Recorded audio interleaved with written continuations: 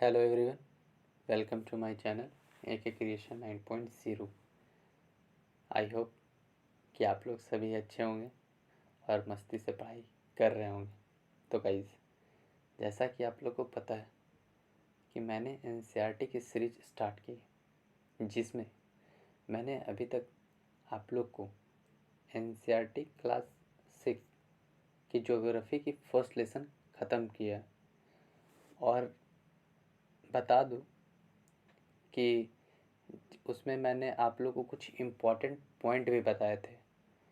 और गाइस, जो आज का वीडियो है वो हमारा NCERT class 6 geography chapter second, जो चैप्टर का नेम है ग्लोब अक्षांश एवं देशांतर, वो आज मैं पढ़ाऊँगा।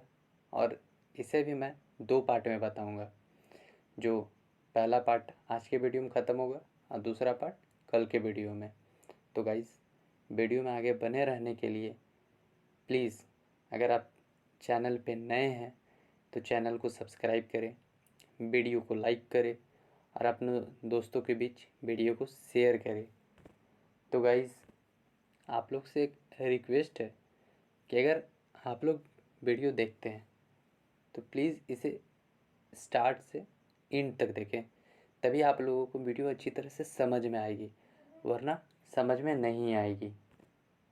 तो आइए अब हम लोग देखते हैं चैप्टर सेकेंड, ग्लोब अक्षांश एवं देशांतर। तो गाइस, आप लोग को पता होना चाहिए कि हमारे पृथ्वी पर ऐसी कोई रेखा नहीं है। ये बस एक काल्पनिक रेखा है, जिसे वैज्ञानिकों के द्वारा एक इसे नाम दिया गया, ना कि पृथ्वी पर इस तरह किसी भी प्रकार की कोई रेखा है। ये अक्षांश, देशांतर या विषुवत जो रेखा है, ये किसी भी तरह की कोई रेखा हमारी पृथ्वी पर खींची हुई नहीं है। ये बस एक काल्पनिक रेखा है। तो आइए अब हम अपना चैप्टर स्टार्ट करते हैं। तो ग्लोब अक्षांश एवं देशांतर, जैसा यहाँ दिया हुआ है कि हम आप लोगों को पीछे बता चुके थे कि हमारी पृथ्वी गोल नहीं है। या ध्रुवों, दक्षिण ध्रुव और उत्तर ध्रुव के साइड थोड़ी चपटी है और बीच में उभरा हुआ है। क्या आप कल्पना कर सकते हैं कि यह कैसे दिखती है? इस संबंध में जानकारी प्राप्त करने के लिए आप अपनी कक्षा में सावधानीपूर्वक ग्लोब को देखिए। ग्लोब पृथ्वी का लघु रूप में एक वास्तविक प्रतिरूप है। आप ग्लोब को देखकर फाइंड कर सकते हैं कि पृथ्वी कैसी है, क्योंकि ग्लोब उसका एक रूप है। वो भी ध्रुवों के साइड थोड़ी ग्लोब में चपटी दिखाई गई है, और ये उत्तरी और दक्षिणी ध्रुव पर थोड़ी चपटी है। ग्लोब विभिन्न प्रकार के हो सकते हैं, छोटा ग्लोब, बड़ा ग्लोब, पॉकेट में रखने योग्य, चाहे बलून वाला ग्लोब, जिसे आप कहीं भी आसानी से इधर उधर ले जा सकते हैं। अगर आपके पास छोटा ग्लोब है तो आप उसे इधर कहीं भी आप ले जा सकते हैं। अगर कहीं आप एक जगह से दूसरी जगह पढ़ने के लिए जा रहे हैं तब ले जा सकते हैं। अगर बलून वाला ग्लोब है तो उसे भी आप उसकी हवा निकाल कर एक जगह से दूसरे जगह ले जा सकते हैं। और अभी के टाइम में UPSC के जितने भी एस्पिरेंट्स हैं वो तो ग्लोब ज़रूरी है और उनके लिए मैप भी ज़रूरी है। तो जो ग्लोब है उसे बहुत आसानी से किसी भी स्थान का पता लगाया जा सकता है। ग्लोब ही ऐसा चीज़ है, और ग्लोब स्थिर नहीं होता है।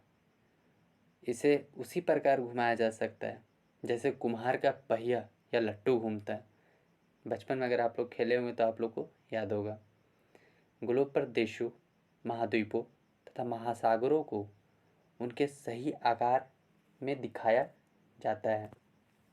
पृथ्वी के समान किसी गोले पर किसी बिंदु की स्थिति का वर्णन करना कठिन है। अब यह प्रश्न उठता है कि इस पर किसी स्थान की स्थिति कैसे बताई जा सकती है। इसके लिए हमें किस बिंदु एवं रेखा के संदर्भ की आवश्यकता होती है। तो गाइस, आप लोग किसी भी स्थान के लोकेशन बताने के लिए आप लोगों को अक्षांश एवं देशांतर की आवश्यकता पड़ती है। अगर आप कोई भी स्टेट से बिलोंग करते हैं तो आप लोगों को उस स्टेट की अक्षांश कितने अक्षांश पे है, कितने देशांतर पे है, ये जानने की आवश्यकता है। तो हम लोग इसी से फाइंड कर सकते हैं कि हाँ, हमारा जो स्टेट है या फिर आप हमारा जो इंडिया है वो कितने अक्षांश और देशांतर पे स्थित है, तो आप देखेंगे कि एक सुई ग्लोब में झुकी हुई अवस्था में स्थित है, जिसे अक्षय कहा जाता है। ऐसा कोई ये लाइन नहीं है, बस झुका हुआ प्रतीत होता है जो आपको ग्लोब में दिखाया जाता है, तो उसको अक्षय कहते हैं। ग्लोब पर वे दो बिंदु जिनसे होकर सुई गुजरती है, ऊपर वाले को उत्तर ध्रुव और नीचे वाले को दक्षिण ध्रुव कहते हैं। ग्लोब को इस सुई के चारों ओर पृथ्वी की भांति पश्चिम से पूर्व की ओर घुमाया जा सकता है, लेकिन याद रखें इन दोनों में एक अंतर है। पृथ्वी पर वास्तव में ऐसी कोई सुई नहीं होती है, जैसा मैं आप लोगों को थोड़ा देर पहले बताया। यह अपने अक्ष पर चारों ओर घूमती है, जो एक काल्पनिक रेखा है। एक अन्य काल्पनिक रेखा की भी ग्लोब को दो बराबर भागों में बांटती है, इसे विषुववृत्त कहा जा सकता है। गाइस, आप लोग से क्वेश्चन, अगर आप लोग कमेंट सेक्शन में अगर कमेंट करें, प्लीज़ आप लोग ये क्वेश्चन का आंसर ज़रूर दें कि कितने कंट्री से विषुवत रेखा गुजरती है। चलिए आगे। पृथ्वी के उत्तर में स्थित आधे भाग को उत्तरी गोलार्ध एवं आधे भाग को दक्षिणी गोलार्ध कहते हैं। तो पृथ्वी हमारा दो भाग में बटा हुआ है, किसकी सहायता से? विषुवत रेखा की सहायता से। ऊपर वाले भाग को उत्तरी गोलार्ध और नीचे वाले भाग को दक्षिणी गोलार्ध। ये दोनों बराबर के आधे भाग होते हैं।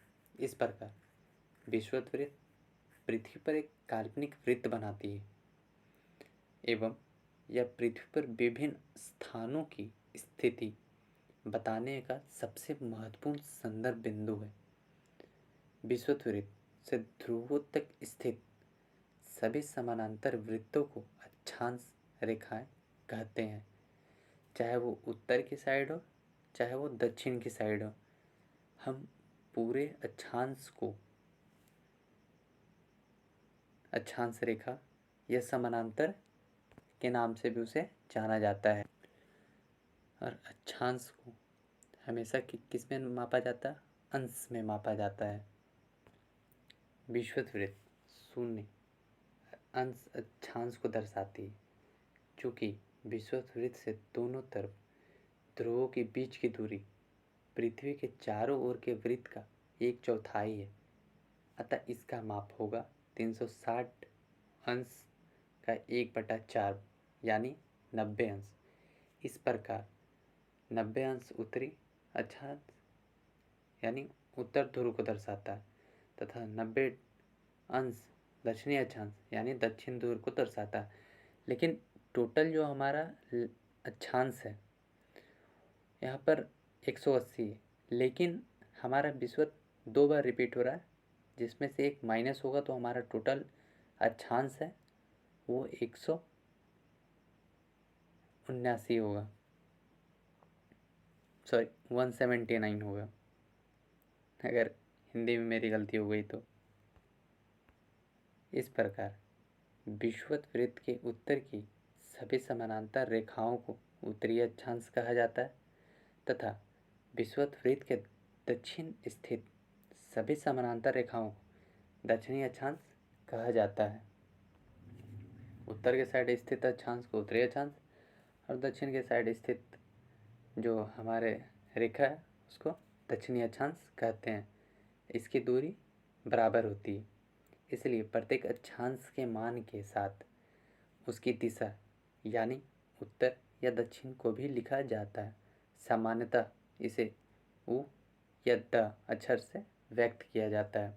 उदाहरण के लिए महाराष्ट्र में चंद्रपुर एवं ब्राज़ील यानी दक्षिण अमेरिका में बेलो होरिसेंटो दोनों एक ही अक्षांश 20 डिग्री अंश पर स्थित है, लेकिन चंद्रपुर विषुवत वृत्त के 20 डिग्री अंश उत्तर में एवं बेलो होरिजेंटो विषुवत वृत्त के 20 डिग्री अंश दक्षिण में स्थित है। इसलिए हम कहते हैं कि चंद्रपुर 20 डिग्री उत्तरी अक्षांश तथा बेलो हॉरिजॉन्टल 20 डिग्री दक्षिणी अक्षांश पर स्थित है। गाइज आप लोग इसको अपने वर्ल्ड के मैप पर फाउंड कर सकते हैं, या अगर आप लोग के पास वर्ल्ड मैप नहीं है तो आप लोग इसे ग्लोब पर भी देख सकते हैं। और जैसे जैसे हम विषुववृत्त से दूर जाते हैं अक्षांशों का आकार जो क्या है घटते जाता है। जैसे जैसे हम ऊपर की ओर जाएंगे अक्षांश का साइज घटते जाएगा। अब आते हैं महत्वपूर्ण अक्षांश यानी समानांतर रेखाएं। विषुववृत्त 0 डिग्री, उत्तर ध्रुव 90 डिग्री उ तथा दक्षिण ध्रुव 90 डिग्री द के अतिरिक्त 4 महत्वपूर्ण अक्षांश यानी समानांतर रेखाएं और भी हैं। ये हैं गाइज, आप लोग फिगर में देख सकते हैं, या आप लोग के पास एनसीईआरटी बुक हो तो उसमें आप इसको देख सकते हैं। मैं तो अभी इसे जूम नहीं कर पाऊँगा, लेकिन आप लोग अपने एनसीईआरटी बुक में इसे देख। पहला, उत्तरी गोलार्ध में कर्क रेखा 23.5 डिग्री, और दूसरा दक्षिणी गोलार्ध में मकर रेखा वो भी 23.5 डिग्री, और तीसरा जो लाइन है उत्तर के साइड 66.5 डिग्री पे उत्तर ध्रुव, और चौथा जो लाइन है दक्षिण की ओर 66.5 डिग्री पर दक्षिण ध्रुव। Guys sorry for my mistake कि यहाँ पर 23 डिग्री दिया हुआ है और दक्षिण ध्रुव पर 66 डिग्री दिया हुआ। ये 23.5 डिग्री होगा कर्क रेखा, मकर रेखा भी 23.5 डिग्री, उत्तर ध्रुव 66.5 डिग्री और दक्षिण ध्रुव 66.5 डिग्री, ना कि 66 डिग्री। तो गाइस कर्क रेखा हमारे इंडिया के कौन से स्टेट से गुजरती है, प्लीज़ कमेंट कर बताएं। अब पृथ्वी के ताप कटिबंध कर्क रेखा एवं मकर रेखा के बीच सभी अक्षांशों पर सूर्य वर्ष में एक बार दोपहर में सिर के ठीक ऊपर होता है, इसलिए इस क्षेत्र में सबसे अधिक ऊष्मा प्राप्त होती है और इसे उष्ण कटिबंध कहा जाता है। जैसा आप लोग पता है कि अगर टॉर्च को हम ले और उसे सीधी किसी दीवार पे मारे तो ज़्यादा क्षेत्र नहीं फैलता है, कम क्षेत्र फैलता है। उसी तरह उष्ण कटिबंध का है कि सूर्य जब सिर के ऊपर आता है वो भी वर्ष में एक बार, तो उस क्षेत्र में ऊष्मा अधिक होती है। और जाहिर सी बात है कि अगर सूर्य की रोशनी वहाँ अधिक होगी तो गर्मी भी अधिक होगा। इसी कारण से उसे उष्ण कटिबंध क्षेत्र कहा जाता है। कर्क रेखा और मकर रेखा के बाद किसी भी अक्षांश पर दोपहर का सूर्य कभी भी सिर के ऊपर नहीं होता है। ये दोनों बीच के एरिया के बाद नहीं होता है। ध्रुव की तरफ सूर्य की किरणें तिरछी होती जाती है। इस प्रकार उत्तरी गोलार्ध में कर्क रेखा एवं उत्तर ध्रुव तथा दक्षिणी गोलार्ध में मकर रेखा एवं दक्षिण ध्रुव के बीच वाले क्षेत्र का तापमान मध्यम रहता है, इसलिए इसे शीतोष्ण कटिबंध कहा जाता है। क्योंकि यहाँ सूर्य की रोशनी सीधी नहीं पड़ती, तिरछी पड़ती है, जिसकी वजह से इस एरिया में ना तो अधिक ज़्यादा गर्मी होती है और ना अधिक ज़्यादा ठंड, इसलिए इस क्षेत्र को शीतोष्ण कटिबंध कहा जाता है। अब जो हमारा एक और पॉइंट है शीत कटिबंध, इस क्षेत्र में सूर्य की किरणें एकदम नहीं पड़ती है। जैसे उत्तर ध्रुव से उत्तर ध्रुव तथा दक्षिण ध्रुव से दक्षिण ध्रुव तक के क्षेत्र में अधिक ठंडा रहता है। क्यों? इसकी वजह कि यहाँ सूर्य की रोशनी एकदम नहीं पहुँच पाती है, इसकी वजह से इस क्षेत्र को शीत कटिबंध कहा जाता है। तो गाइस आज के वीडियो में इतना ही, और जो हमारा नेक्स्ट टॉपिक है देशांतर, उसे हम कल के वीडियो में ख़त्म करेंगे। तो गाइस जितने भी आज मैंने 4-5 पॉइंट बताए आप लोग उसे ज़रूर अपने कॉपी में नोट करें, और जो आप लोग से 2-3 क्वेश्चंस किए हैं उसको आप कमेंट करके बताएं। और गाइस अगर आप लोग चैनल पे नए हैं तो सब्सक्राइब करके जाएं, वीडियो को लाइक करें, चैनल को शेयर करें और कमेंट सेक्शन में कमेंट कर बताएं कि वीडियो कैसी लगी। Thank you.